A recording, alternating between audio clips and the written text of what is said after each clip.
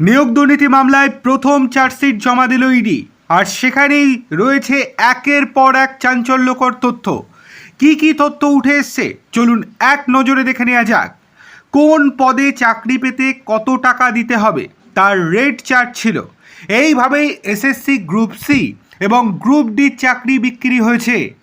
এসএসসির group C ও group D নিয়োগ দুর্নীতি মামলায় চার্জশিটে এই বিস্ফোরক অভিযোগ করেছে এনফোর্সমেন্ট ডিরেক্টরেট অর্থাৎ ইডি। সোমবার ইডি আদালতে এসএসসি গ্রুপ সি এবং গ্রুপ ডি নিয়োগ দুর্নীতি মামলার প্রথম চার্জশিট জমা দিয়েছে। পার্থ চট্টোপাধ্যায়, অর্পিতা মুখোপাধ্যায়, কুন্তল ঘোষ, প্রসন্ন রায়ের বিরুদ্ধে চার্জশিট জমা দেওয়া হয়েছে। সেই চার্জশিটেই এই রেড চার্টের কথা উল্লেখ করেছে ইডি। এই দিন জমা দেওয়া চার্জশিটে ইডি উল্লেখ করেছে, এসএসসি গ্রুপ সি ও গ্রুপ ডি পদে নিয়োগের ক্ষেত্রে নির্দিষ্ট রেট চার্ট ছিল।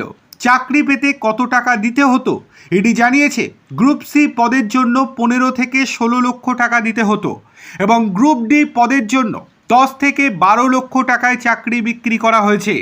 ইডি আরও জানিয়েছে, ওএমআর সিট জাল করা হয়েছে, টাকা নিয়ে র্যাঙ্ক জাম করানো হয়েছে।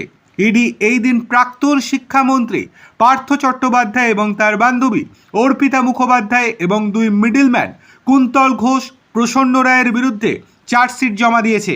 বর্তমানে জামিনে মুক্ত রয়েছেন প্রাক্তন শিক্ষামন্ত্রী পার্থ চট্টোপাধ্যায়। প্রায় 3.5 বছর জেলে থাকার পর গত বছরের নভেম্বরে জামিনে জেল থেকে ছাড়া পেয়েছেন তিনি। তার বান্ধবী অর্পিতা মুখোপাধ্যায়ও জামিনে রয়েছেন। ইডির নতুন চার্জশিটে তারা ফের বিপাকে পড়লেন বলে ওয়াকিবহল মহল মনে করছে।